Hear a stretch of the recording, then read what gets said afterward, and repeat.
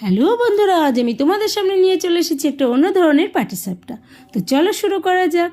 প্রথমে আমি 2 বাটি চালের গুঁড়ো দিলাম, 1 বাটি ময়দা দিলাম, সামান্য পরিমাণ লবণ দিলাম আর 1 বাটি জল দিলাম, 1 বাটি দুধ দিলাম। তারপরে ভালো করে মেখে নিলাম। তারপরে পরিমাণ মতো গুড় দিলাম। তারপরে আরও ভালো করে বাটারটা মেখে নিলাম আর একটা ছোট পাত্রে খানিকটা তুলে নিলাম আর ফুড কালারগুলো দিয়ে দিলাম কালার করার জন্য। আর এদিকে আমি বোতলের ঢাকনা নিয়ে ফুটো করে নিলাম।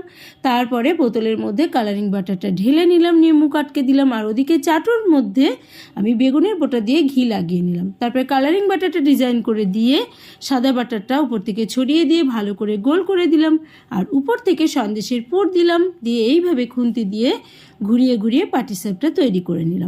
তারপরে সামান্য ঘি দিয়ে এপিটোপিট করে ভেজে নিলাম। তো দেখো কত সুন্দর লাগছে দেখতে। তোমরাও বাড়িতে বানিয়ে খেও। আর ভালো লাগলে আমার ভিডিওটি লাইক শেয়ার কমেন্ট করো আর প্লিজ চ্যানেলটি সাবস্ক্রাইব করে দিও।